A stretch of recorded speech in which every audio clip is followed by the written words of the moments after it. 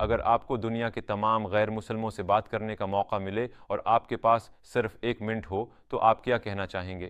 میرے خیال سے میں ان سے بھی یہی کہوں گا جو میں دنیا بھر کے مسلمانوں سے کہنا چاہتا تھا کہ آپ کو آپ کی سوسائٹی، کلچر اور والدین جو کچھ بھی سکھائیں اس پر اندھا دھند یقین مت کریں۔ اپنے آپ سے سوال کریں، آپ کو کیسے پتا چلے کہ آپ جس کو فالو کر رہے ہیں وہ درست ہے؟ آپ کیسے جانتے ہیں کہ وہ ساری چیزیں جو آپ کو سکھائی گئی ہیں وہ سب درست ہیں؟ اور میرا مطلب صرف سائنسی سوالات یا ان سوالات سے نہیں ہے جو ہم اکثر کرتے ہیں، یہ اس بارے میں ہے کہ آپ کو کیا کرنا چاہیے اور کیا نہیں کرنا چاہیے، آپ کس لیے جی رہے ہیں، اس بارے میں سوال کریں۔ آپ کیسے جانتے ہیں کہ آپ کو جو پڑھایا گیا وہ سب سچ ہے؟ اگر آپ ایسا کرتے ہیں، انویسٹیگیشن کرتے ہیں۔ بسم اللہ الرحمن الرحیم۔ ہیلو دوستو، السلام علیکم۔ کیسا آپ سے بھی امید کرتا ہوں کہ آپ سے بھی خیریت سے ہوں گے، تو اللہ تعالیٰ آپ کیسے خوش رکھے۔ دوستو میں ہوں آفتاب عالم اور آپ دیکھ رہے ہیں SR اسلامک آفیشیل چینل۔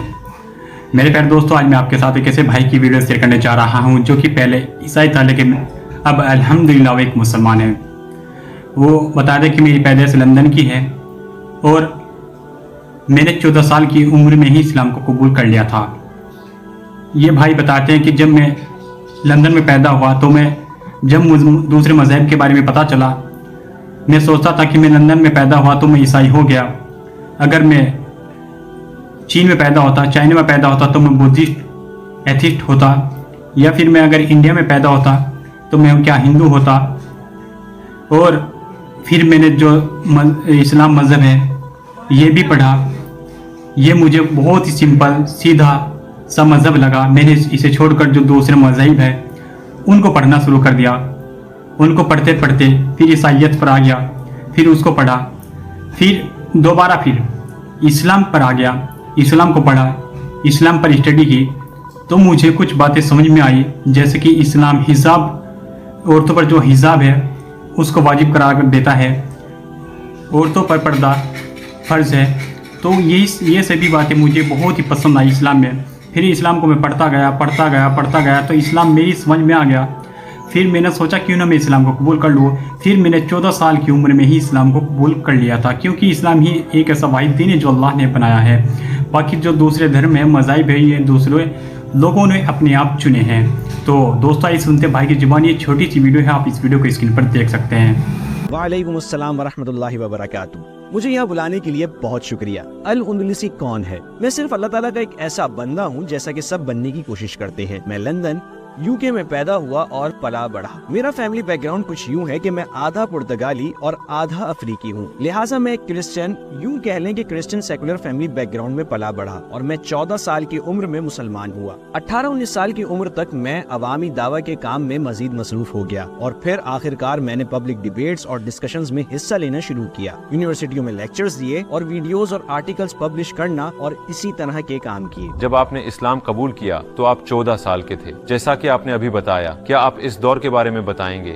کیا وجہ تھی کہ آپ نے اتنی چھوٹی عمر میں ریسرچ شروع کر دی؟ سیدھی سی بات ہے، صرف تجسس کی وجہ سے، لیکن اس لیے بھی کیونکہ میں دوسرے مذاہب سے واقف تھا۔ میں کرسچن بیک گراؤنڈ میں پلا بڑھا، میری والدہ کیتھولک تھی، میں جس اسکول جاتا تھا وہ چرچ آف انگلینڈ تھا، اور وہاں ماس کمیونیکیشن اور اسی طرح کا مواد ہوتا تھا۔ مجھے دوسرے اسٹوڈنٹس کی طرح بائبل اسٹوریز پڑھائی گئی، لیکن میں سوال کرتا تھا۔ بعد میں جب مجھے پتا چلا کہ دوسرے مذہب بھی ہوتے ہیں تو میں سوال کرتا تھا، مجھے کیسے پتا چلے گا کہ میرا مذہب صحیح ہے؟ اگر میں چائنا میں پیدا ہوتا تو کیا میں ایتھیسٹ یا پھر بدھسٹ ہوتا، یا اگر میں انڈیا میں پیدا ہوتا تو کیا میں ہندو ہوتا؟ یہ جغرافیائی حادثے کسی سچائی کی وضاحت نہیں کر سکتے، اور پھر آس پاس مختلف آئیڈیاز ہیں، مجھے خود اس کی انویسٹیگیشن کرنی چاہیے، اور یہ بھی کہ اگر جہنم ہے اور قیامت واقعی آئے گی، مجھے اللہ تعالیٰ سے سزا نہیں چاہیے کسی غلط مذہب یا غلط عقیدے کی پیروی کر کے جس کے برے نتائج نکل سکتے ہوں، لہٰذا میں انویسٹیگیٹ کرنا چاہتا تھا۔ اور پھر 10 سال کی عمر میں نے لوکل لائبریری میں جانے کا فیصلہ کیا۔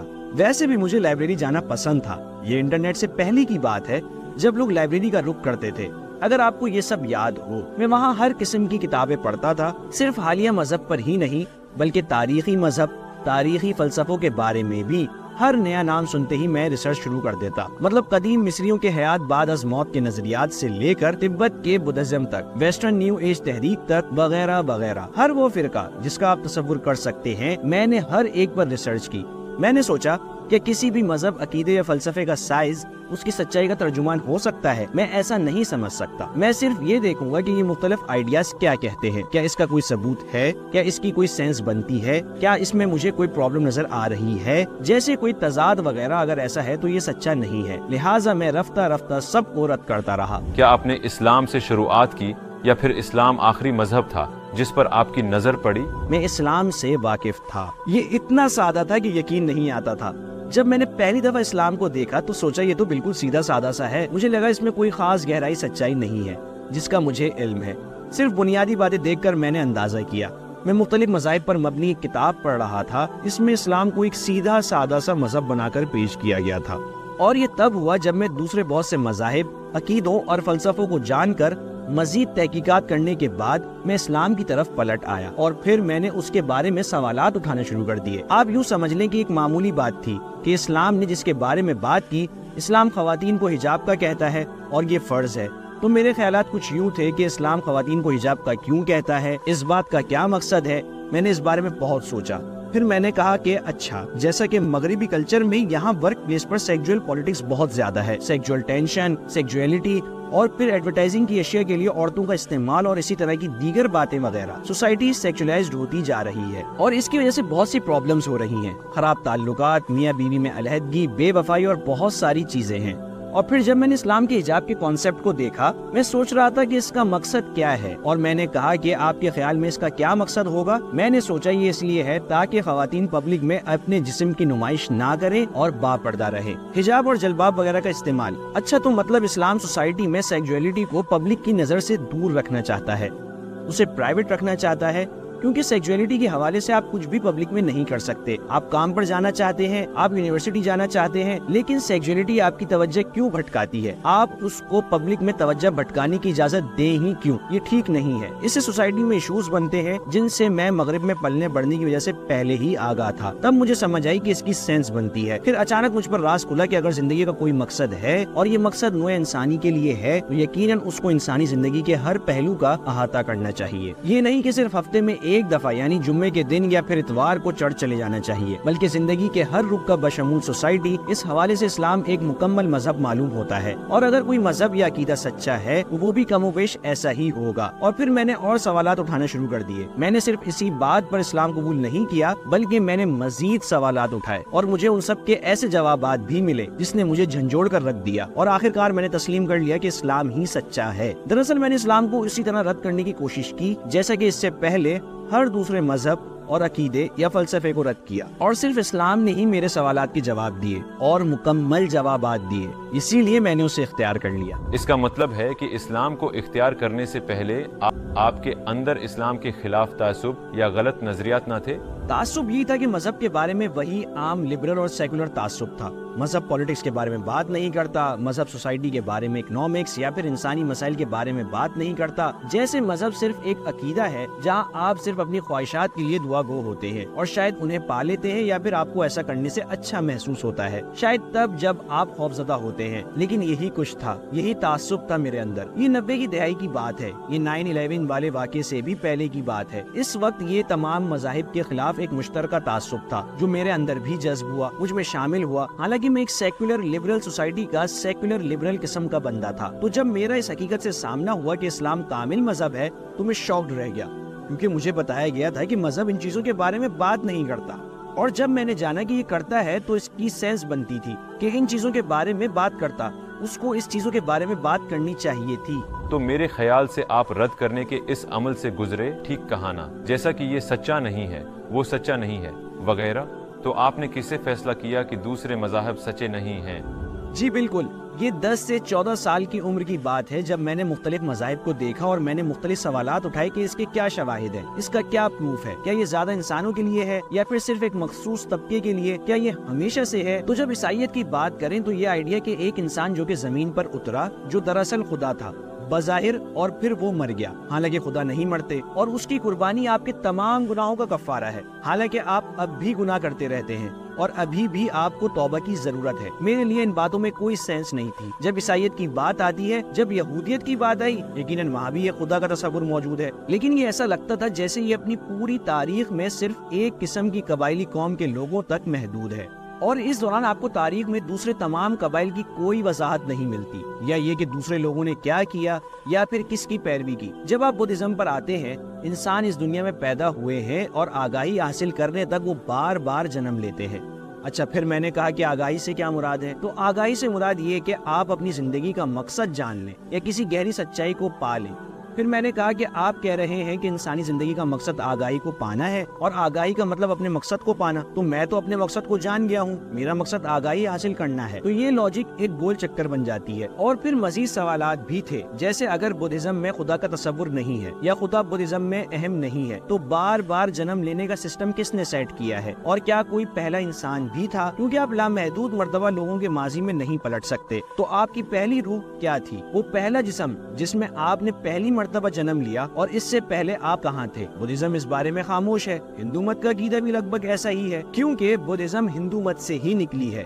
ہندو مت کے مرکزی دھارے کا عقیدہ یہی ہے کہ ایک خدا تھا جس سے ہم آئے ہیں، لیکن ہم اسی خدا کا حصہ ہوا کرتے تھے، اور خدا کس طرح سے ایسے ٹکڑوں میں تقسیم ہو جاتا ہے جو خود بے بس اور لا علم ہے، لہٰذا خدا کا ہی ایک حصہ بے بس اور لا علم ہے۔ اور پھر آپ بار بار جنم لیتے ہیں، آپ پیدا ہوتے ہیں، مر جاتے ہیں، پھر پیدا ہوتے ہیں، پھر مر جاتے ہیں، جب تک کہ آپ کو خدا کی طرف واپسی کا راستہ نہ مل جائے، لیکن آپ خدا کا حصہ ہیں۔ اس بات کی کس طرح سے کوئی سینس ہی نہیں بنتی، اور خدا ٹکڑوں میں تقسیم ہوتا ہے، ایک ابدی لامحدود خالق ٹکڑوں میں تقسیم ہو سکتا ہے، اور پھر یہ ٹکڑے فانی اور محدود ہے، اس کی بھی سینس نہیں بنتی۔ تو مختلف مذاہب اور عقیدوں کی ریسرچ میں اسی قسم کے پروسیس سے گزر رہا تھا، اور الحاد بھی اس لسٹ میں شامل تھا، ٹھیک کہا نا؟ تو آپ نے اسے بھی ایسے ہی رد کیا؟ اچھا، میرے مطابق میں ایک روایتی تعصب کا شکار تھا کہ ایک مقام پر آ کر سائنس ہی ہر سوال کا جواب دے سکتی ہے۔ مطلب میں ہمیشہ سے سائنس میں انٹرسٹڈ رہا اور ابھی بھی ہوں۔ جب کبھی میں سائنس اور فزکس بیسڈ سبجیکٹس کے لیے یونیورسٹی گیا، میں نے ہمیشہ اچھے گریڈز لیے، لیکن یہ نظریہ کہ سائنس ہی تمام سوالات کے جوابات دے سکتی ہے ایک ایسا مفروضہ تھا جو مجھے اس سوسائٹی میں پڑھایا گیا جہاں میں رہتا تھا۔ لیکن سائنس میٹر سے آگے کی وضاحت نہیں کر سکتی، یہ بس صرف یہی بتاتی ہے کہ میٹر کیسے بیہیو کرتا ہے،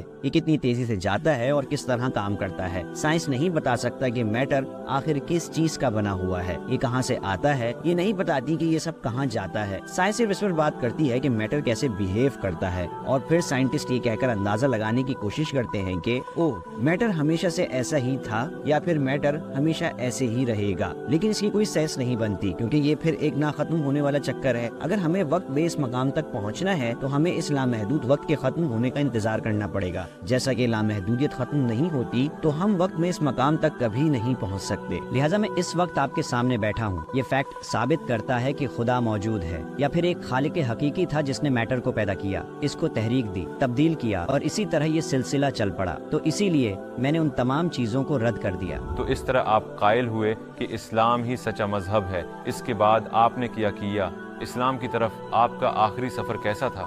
کیا آپ ہمیں اس فیز کے بارے میں بتائیں گے؟ صحیح، میں قرآن مجید کا مطالعے کے ساتھ ساتھ قرآن مجید کی تفسیر اور تشریح کا بھی مطالعہ کر رہا تھا۔ اس کے ساتھ اسلام کے بارے میں مختلف کتابوں کا مطالعہ کر رہا تھا۔ جب مجھے کوئی ایسی بات ملتی جس کی کوئی سینس نہیں بنتی تو میں اس پر کافی عرصے تک غور و فکر کرتا، اور مجھے محسوس ہوتا کہ اس ٹیکسٹ کی کوئی سینس نہیں بنتی، لیکن میں اسے ایک مفروضے کے طور پر لیتا، اور یہ مفروضہ مجھے بتاتا کہ میں اس چیز کو صحیح طور پر سمجھ نہیں پایا۔ لہٰذا قرآن مجید کے مطالعے کے پروسیس نے مجھے ان تمام مفروضوں سے آزاد کر دیا جو کہ میں نے گھڑے تھے، اور اس بوجھ سے بھی جو میں اسلام میں داخل ہوتے وقت اپنے ساتھ لے کر آیا تھا۔ تو الحمدللہ میرا اسلام قبول کرنے اور مسلمان بننے کے اقدام باقی ایسے تھے جس میں میں انٹرسٹڈ تھا۔ میں واقعی متاثر ہوا، یہ کچھ ایسا لگتا ہے جو سچ ہو سکتا ہے، تو پھر میں نے اسی مفروضے کی بنیاد پر قدم بڑھا کر اسے اختیار کیا۔ لہٰذا مفروضہ ایسی چیز ہے کہ جس کے بارے میں آپ کو یقین ہے کہ یہی بہترین جواب ہے، لیکن آپ 100% مطمئن نہیں ہوتے، شاید اس سے بہتر بھی جواب موجود ہو، لیکن آپ کے پاس جتنے بھی شواہد موجود ہے اس کی روح سے یہی بہترین جواب ہے۔ اور پھر اس سے گزر کر جب میری نالج میں دن بدن اضافہ ہوا اور میں نے کچھ ایسے سوالات اٹھانا شروع کیے جیسے کہ کیا کیا ہوتا اگر ایسا ہوتا یا ویسا ہوتا. آپ کہہ سکتے ہیں کہ میں ایک مذہب بنا رہا تھا اور اس کے لیے میں اسلام کو ایک بنیاد کے طور پر لے رہا تھا, لیکن میں اس میں کچھ تبدیلیاں چاہتا تھا. کیا یہ اس طرح سے مزید اچھا یا بہتر ہو سکتا تھا؟ اور میں اس پروسیس سے گزرا. میں نے محسوس کیا کہ ہر دفعہ جب بھی میں نے اس میں کسی بھی قسم کی تبدیلی کی کوشش کی تو اس کا انجام تضاد پر ہوا یا پھر ایسی کسی بات پر جس کی کوئی سینس نہیں بنتی. اور پھر مجھے احساس ہوا کہ اسلام کس طرح سے کائنات کی وضاحت کرتا ہے, انسانوں کی موجودگی کی, جانوروں اور سیاروں کی موجودگی کی, ہر چیز کی, چاہے وہ خوشی ہو یا غم یا پھر آپ. مطلب ایک محدود عرصے کی زندگی میں اس مقام پر صرف اسلام ہی ہمیں ان تمام چیزوں کے ایسے جوابات دیتا ہے کہ ان سب کے لیے اس سے بہتر جوابات دینا ممکن ہی نہیں. تو آخر کار میں اس نتیجے پر پہنچا کہ حقیقت میں اسلام ہی وہ ممکنہ وضاحت ہے, اور پھر مجھے یقین آ گیا, پھر مجھے دین اسلام پر مکمل یقین آ گیا. تو آپ کی آخری بات یہ تھی, ٹھیک ہے اب میں کل جا کر مسلمان ہو جاؤں گا. یہ فیصلہ آپ نے کیسے کیا؟ اچھا, میں اس وقت 14 سال کا تھا اور اس وقت میں نے اسلام کو ایک مفروضے کی طرح قبول کیا, یعنی وہ بہترین وضاحت جو میں جانتا تھا. تو بطور ایک ایسے انسان جو کہ مقصد کی تلاش میں ہے, میں بہترین وضاحت کی پیروی کرنے کا پابند تھا اور مجھے اسلام میں کوئی تضاد نظر نہیں آیا. تو کوئی وجہ باقی نہ رہی کہ میں اس کا انکار کرتا, لیکن مجھے یہ پتا نہیں تھا کہ اسلام قبول کرنے کے لیے باضابطہ طور پر شہادت کی تصدیق کرنا ضروری ہے. میں سمجھا یہ کچھ ایسا ہے کہ بس آپ اس پر ایمان لے آئیں. تو میں نے بس یہ کہا کہ مجھے اس پر یقین آ گیا. تو میرا شہادت دینا کچھ ایسا تھا کہ میں بس اپنی والدہ کے پاس گیا اور کہا, امی میرے خیال سے میں مسلمان بنوں گا. تو بنیادی طور پر یہی میری شہادت تھی. اور آپ کو پتا ہے کہ میری ماں ایک سیکولر بیک گراؤنڈ سے تھی, لیکن لبرل سیکولر بیک گراؤنڈ سے جہاں مذہب کی کوئی اہمیت نہیں ہوتی, تو ان کے لیے واقعی یہ کوئی بڑا مسئلہ نہیں تھا. انہوں نے یہی خیال کیا کہ میں بس ایک فیز سے گزر رہا ہوں, کیونکہ والدین ویسے بھی اپنے بچوں کو مختلف فیز سے گزرتا دیکھتے ہیں جس میں بچے مختلف قسم کی چیزیں اور مشغلے اختیار کرتے ہیں. تو انہوں نے میرے اس فیصلے کو ایک مشغلے کے طور پر لیا, اور تقریباً 30 سال بعد میرے خیال سے اب جا کر ان کو یہ احساس ہوا ہے کہ یہ مشغلے سے آگے کی کوئی چیز ہے. بذات خود زندگی ہے. بالکل جی, الحمدللہ. جب آپ نے اسلام کی تبلیغ شروع کی اور لوگوں کو دعوت دی تو آپ کے سرکل میں یا فیملی سے کوئی مسلمان ہوا؟ جیسا کہ آپ کو پتا ہے کہ جب میں نے اسلام پر انویسٹیگیشن شروع کی تو میں ہمیشہ اپنی والدہ کو اس کے بارے میں بتاتا, اور ظاہر ہے اپنے والد کو بھی. اور الحمدللہ وقت گزرنے کے ساتھ ساتھ انہوں نے مجھ میں چینجز دیکھے. میں ان کے لیے اچھا بیٹا بن گیا. جیسا کہ میرا تعلق ایک لبرل سیکولر گھرانے سے تھا جہاں کے بچے باغی قسم کے ہوتے تھے, تو میرا رویہ ان کے لیے ان باغی قسم کے بچوں سے ہٹ کر تھا, کیونکہ تقریباً سارے ہی بچے بدتمیز قسم کے تھے. لیکن مغربی تہذیب کے پروردہ بچوں کی بدتمیزی کچھ اور ہی تھی. باقی کلچر اور عقیدوں کی نسبت ان کا اپنے والدین کے ساتھ بدتمیز رویہ ہوتا تھا. جب مجھے اپنی زندگی کا مقصد معلوم ہو گیا تو مجھے اپنے راستے کی غلطیاں دکھائی دینے لگی, اور میں نے دیکھا کہ میں اپنے والدین کا زیادہ شکر گزار بن گیا کہ جو کچھ انہوں نے میرے لیے کیا. لیکن جب میرے والدین نے دیکھا کہ ان کا بیٹا اب زیادہ محنتی, با اخلاق, اچھے طور طریقوں والا ہو گیا ہے, یقیناً میں پرفیکٹ نہیں تھا, لیکن انہوں نے میرے اندر ریڈیکل چینجز دیکھے, تو وہ کس طرح برا مان سکتے تھے؟ ٹھیک کیوں کر اس سے خوفزدہ ہو سکتے تھے؟ میرے خیال سے ادب سے ہم وہ کچھ پا لیتے ہیں جو بعض اوقات نظریات سے ممکن نہیں ہوتا. لوگ صرف آپ کے ادب اور اخلاق میں چینجز دیکھتے ہیں اور متاثر ہو جاتے ہیں, اور ان کے دل آپ کی طرف راغب ہو جاتے ہیں.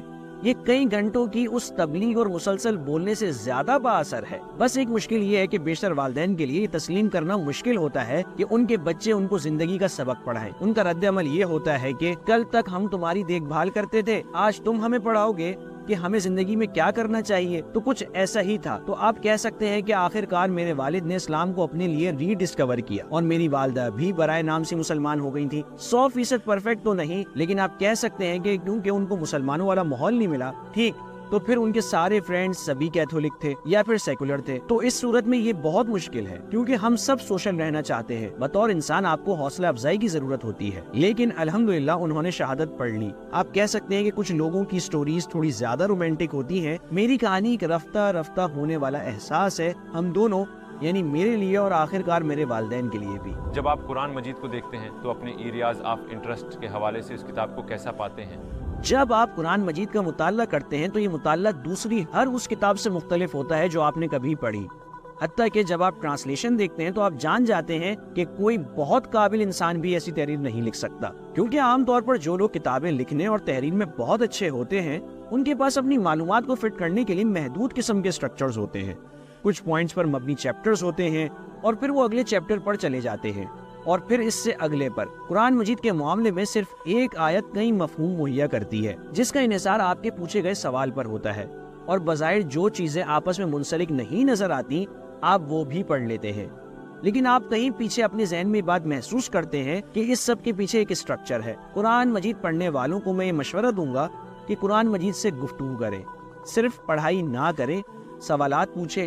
آپ شاید یہ سوچیں کہ میں نے کتاب سے سوال پوچھے، ایک کتاب کس طرح جواب دے سکتی ہے، لیکن آپ حیران ہو جائیں گے کہ کیسے ایک آیت جو آپ کے خیال میں بہت بیسک ہے کوئی زیادہ وضاحتیں بھی پیش نہیں کرتی، کسی سوال کا ایسا جواب کیسے دے سکتی ہے جو آپ نے کبھی سوچا بھی نہ تھا۔ یہ ایک ایسی کتاب ہے جسے آپ بار بار پڑھ سکتے ہیں، دوبارہ اور پھر دوبارہ۔ آج کل مسلمان قرآن مجید میں مفہوم سمجھنے سے زیادہ آواز پر توجہ دیتے ہیں، حتیٰ کہ اس بارے میں ایک حدیث بھی ہے، مطلب یہ حدیث ضعیف ہے، مجھے یہ نہیں پتا، لیکن یہ کچھ غور طلب چیزوں کی پیش گوئی کرتی ہے۔ یہ بتاتی ہے کہ حضرت محمد صلی اللہ علیہ وسلم کے دور میں مسلمان قرآن مجید کے مفہوم میں زیادہ دلچسپی رکھتے تھے۔ ایک وقت ایسا آئے گا کہ جب مسلمان قرآن مجید کے مفہوم کے بجائے اس کے تلفظ اور ادائیگی پر زیادہ توجہ دیں گے۔ میرے خیال میں ہمیں اس کے الٹ کرنا چاہیے، قرآن مجید سے سوال پوچھیں، ڈسکشن کریں، سوال پوچھیں کہ قرآن مجید میں کسی دوسرے لفظ کے بجائے اس لفظ کا استعمال کیوں ہوا۔ قرآن مجید غلطیوں سے پاک ہے، یہ مکمل طور پر درست کتاب ہے، تو اس نے انہی الفاظ کا استعمال کیوں کیا؟ ایک دفعہ آپ اسے سوال پوچھنا شروع کریں، پھر یہ کتاب مزید آپ پر کھلتی چلی جائے گی۔ تو میرا سب کے لیے یہی مشورہ ہوگا۔ ایک نو مسلم اور اسلام کے داعی کے طور پر اسلام کے خلاف لوگوں میں ایک عام تعصب کیا پایا جاتا ہے، اور آپ اس کا جواب کیسے دیتے ہیں؟ اس مسئلے کا انحصار اس پر ہے کہ آپ کس سوسائٹی کی طرف سے بات کر رہے ہیں۔ اب تو 9/11 کے بعد مغرب میں یہی تصور پھیلا ہوا ہے کہ اسلام پرتشدد مذہب ہے اور اس میں بربریت ہے، ایسی سخت سزائیں ہیں جو بربریت پر مبنی ہے، اور یہ تمام چیزوں پر پابندی لگاتا ہے، خواتین پر پابندی لگاتا ہے، اور آپ کے ہونے پر، آزادی پر، مطلب جو بھی ہے۔ اب 9/11 سے پہلے اسلام کا تصور کچھ یوں تھا کہ یہ بھی دوسرے مذاہب کی طرح ماضی کی بنیاد پر قائم ایک مذہب ہے، ایسے مذاہب جو ماڈرن دور کی پرابلمز کو نہیں سمجھ سکتے۔ تو یہ مسکنسیپشن اس وقت عام تھا، حتیٰ کہ آج کے دور میں مسلم ممالک میں بھی پایا جاتا ہے۔ استعماریت کے بعد ویسٹرن ایجوکیشن سسٹم کے تحت مسلم ممالک میں بھی اسلام کے بارے میں یہ مسکنسیپشن رائج ہو گیا۔ وہ اسلام کو ماضی پر مبنی مذہب سمجھتے ہیں جو ماڈرن پرابلمز کا جواب نہیں دے سکتا، حالانکہ اسلام ماڈرن پرابلمز کا جواب اس حل سے بھی بہتر دے سکتا ہے جو مغرب پیش کرتا ہے، لیکن ہمیں احساس نہیں ہے۔ ہم سوچتے ہیں کہ یہ صرف دن میں 5 وقت نماز پڑھنے تک ہے، اس میں صرف نماز جمعہ کا ذکر ہے، یہ صرف قرآن مجید کی تجوید اور ادائیگی پر زور دیتا ہے۔ اسلام اس سے کہیں زیادہ ہے، یہ ایک مکمل ضابطہ حیات ہے۔ ہم دیکھتے ہیں کہ کچھ لوگ واضح نشانیاں دیکھنے کے بعد بھی اسلام قبول نہیں کرتے، آپ کے خیال میں اس کی کیا وجہ ہو سکتی ہے؟ یہ ایک مکمل ضابطہ حیات ہے۔ میرے مطابق ایسے لوگوں کی 2 اقسام ہیں جو اسلام کو رد کرتے ہیں۔ ایک تو ظاہر ہے وہ لوگ ہیں، آپ کہہ سکتے ہیں کہ ان کی اپنی ایموشنل ریزن ہے، وہ پہلے ہی انویسٹمنٹ کر چکے ہیں۔ یہ سنک اینڈ کوسٹ فیلیسی کہلاتا ہے، جہاں ہم جاتے ہیں یہ وہی ہے جو آپ انویسٹ کرتے ہیں۔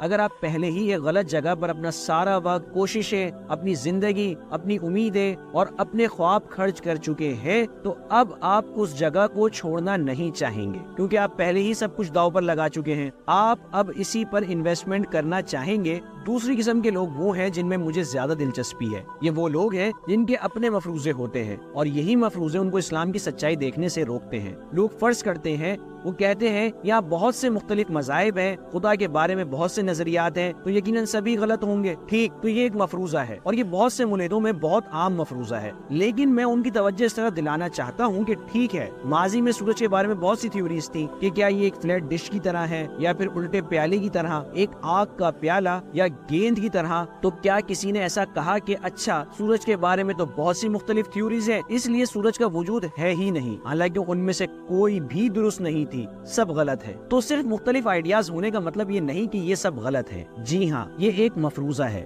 تو اسلام میں ہم یہ نہیں کہتے کہ ایک خدا کے لیے استعمال ہونے والا ہر لفظ ہر دوسرے کلچر یا ساری سیویلائزیشن میں غلط ہے۔ ہم صرف اتنا کہتے ہیں کہ ان کے خدا کے بارے میں پیش کردہ سارے تصورات درست نہیں ہیں۔ اگر آپ ٹرینٹی پر یقین رکھتے ہیں، یا پھر اس پر کہ خدا ٹکڑوں میں تقسیم ہے، یا کئی خداؤں پر یقین رکھتے ہیں، یا خدا کی کوئی فیملی ہے، تو یہ سب غلط ہے۔ لیکن اگر آپ ایک خدا پر یقین رکھتے ہیں تو چاہے آپ کی پوری تاریخ اسے کچھ بھی پکارے، आप उसे अल्लाह पुकारें या अलोक, चाहे आप उसे देवता पुकारें या ईश्वर, ठीक सब अल्फाज एक जैसे हैं। आप एक ही जात को मुख्तलिफ जबानों में बयान कर रहे हैं। तो ये एक ऐसे मफरूजे की मिसाल है जो ऐसे लोगों के लिए रोड ब्लॉक साबित होता है। और जब हमारा सामना मुल्हिदों से होता है या फिर दूसरे मज़ाहिब के लोगों से, तो उनमें जो मुखलिस होते हैं उनको सिर्फ उनके मफरूजे मुसलमान बनने से रोकते हैं। तो इंशाअल्लाह एक दाई का अज़म इन सब मफरूजों का खात्मा है। और शहादत क्या करती है? शहादत की इब्तिदा नफी से होती है। ये कहती है ला इलाह, ठीक, यानी कोई माबूद नहीं। ये सारे बुत,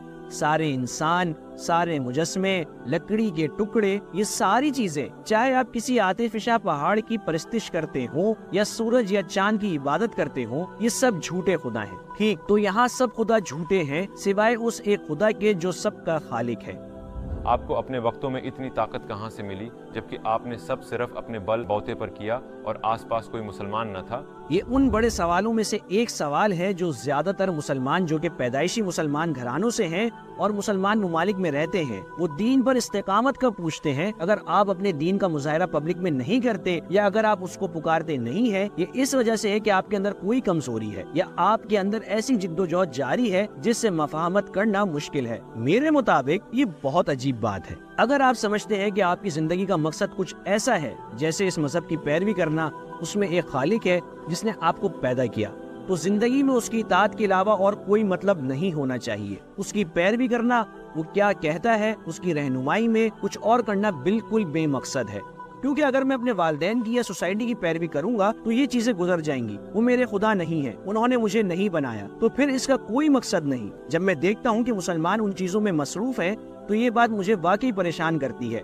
क्योंकि मैं एक मफरूजे के साथ आया था और बहुत से नौ मुस्लिम भी ऐसा करते हैं। ये सिर्फ मैं ही नहीं, आप किसी भी नौ मुस्लिम से पूछ लें, वो भी यही कहेंगे कि वो शॉक्ड रह गए जब वो मुस्लिम वर्ल्ड को देखते हैं, क्योंकि उनके लिए वो जानते थे कि इस्लाम से पहले की जिंदगी क्या थी और बात की क्या है। रहनुमाई सिर्फ यही नहीं कि आप अब क्या करें, ये तो इंसान की इस दुनिया में मौजूदगी का असल मफहूम है। वो इंसान जिसकी रसाई उस तक हुई और अब वो उसको पा चुके हैं। अब किसी और चीज की पैरवी करना ये तो बिल्कुल बेमकसद होगा। यूँ समझेंगे कोई जॉब इंटरव्यू के लिए किसी कॉर्पोरेट लॉ ऑफिस या इसी तरह कहीं गया, वो सूट पहन कर जाते हैं और बहुत अच्छा इंटरव्यू देते हैं, उनको जॉब मिल गई, अब वो बहुत सा पैसा कमाएंगे और इज्जत भी खूब मिलेगी। अब वो जॉब पर आते हैं और कहते हैं कि चलो ऑफिस में फुटबॉल खेलें, और कोई काम नहीं करते। तो आप यही कहेंगे कि यहाँ रहकर तो जॉब ही करना होगी, आपकी यहाँ मौजूदगी का मकसद ये जॉब करना है, तो फिर आप ऑफिस में फुटबॉल क्यों खेल रहे हैं? तो उन मुसलमानों की मिसाल भी ऐसी ही है जो अपनी जिंदगी का मकसद जानते हुए भी बचकाना चीजों में मसरूफ है जिनका कोई मकसद नहीं, जैसे नेशनल ऑनर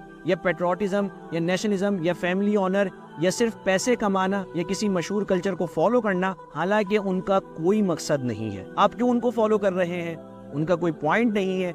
जब आप इन झूठे खुदाओं की पैरवी करते हुए मर जाते हैं तो आपकी जिंदगी बेमकसद होगी। तो मुझसे मेरी ताकत का राज पूछते हैं, मेरा नहीं ख्याल कि ज्यादा ताकत की जरूरत है। हर चीज में दीन इस्लाम को लागू करने के अलावा और कोई भी काम करना बेमकसद है। अगर आपको दुनिया के तमाम गैर मुसलमों से बात करने का मौका मिले और आपके पास सिर्फ 1 मिनट हो, तो आप क्या कहना चाहेंगे? मेरे ख्याल से मैं इनसे भी यही कहूंगा जो मैं दुनिया भर के मुसलमानों से कहना चाहता था कि आपको आपकी सोसाइटी, कल्चर और वालिदैन जो कुछ भी सिखाएं उस पर अंधाधुंध यकीन मत करें। अपने आप से सवाल करें, आपको कैसे पता चले कि आप जिसको फॉलो कर रहे हैं वो दुरुस्त है? आप कैसे जानते हैं कि वो सारी चीजें जो आपको सिखाई गई हैं वो सब दुरुस्त है? और मेरा मतलब सिर्फ साइंसी सवालात या इन सवालात से नहीं है जो हम अक्सर करते हैं, ये इस बारे में है कि आपको क्या करना चाहिए और क्या नहीं करना चाहिए। आप किस लिए जी रहे हैं, इस बारे में सवाल करें। आप कैसे जानते हैं कि आपको जो पढ़ाया गया वो सब सच है? अगर आप ऐसा करते हैं, इन्वेस्टिगेशन करते हैं, आप सच्चाई को पा लेते हैं, तो आप उसे अपनी जिंदगी के तमाम पहलुओं पर लागू क्यों नहीं कर सकते? लिहाजा सवाल करें और अंधाधुंध पैरवी ना करें। तो उम्मीद करता हूँ दोस्तों आपने देखा कि इस भाई ने बताया कि मैंने 14 साल की उम्र में इस्लाम को कबूल किया है। 14 साल की उम्र में इस्लाम कबूल करना कोई छोटी बात नहीं है, बहुत ही बड़ी बात है। पढ़ना भी है भाई, हमारे पे एक किताब नहीं पढ़ी जाती और 14 साल की उम्र में इन्होंने सभी धर्मों की किताबें पढ़ी, उन्हें समझा, इस्लाम को भी पढ़ा था। इस्लाम में इन्होंने सोचा इस्लाम कोई भी धर्म अच्छा मजहब नहीं है, कोई खास मजहब नहीं है। इन्होंने इस बहम में छोड़ दिया था इस्लाम को पढ़ना। फिर ईसाइयत के, बुद्धिस्ट, एथिस्ट जो और मज़ाहिब है उनको पढ़ा। फिर उनमें भी इन्हें कुछ सही नहीं दिखा। फिर इन्होंने इस्लाम को पढ़ा। इस्लाम को पढ़ने के बाद इनकी समझ में आ गया था कि इस्लाम ही एक सच्चा दीन है। तो मेरी अल्लाह ताला से दुआ है कि अल्लाह ताला इस भाई को दीन इस्लाम पर हमेशा कायम रखे, इनके इस्लाम कबूल करने को कबूल और मंजूर फरमाए, इनके भी और हम सभी के गुनाहों को माफ़ फरमाए, इन्हें भी और हमें भी 5 वक्त की नमाज़ पढ़ने की तौफीक नसीब फरमाए। और दोस्तों, आप इस वीडियो के बारे में अपनी क्या राय रखते हैं तो प्लीज़ कमेंट करें और बताएं। तो मिलते हैं किसी नेक्स्ट वीडियो के साथ, तब तक के लिए अस्सलामु अलैकुम व रहमतुल्लाहि व बरकातुहू। दुआ की गुजारिश।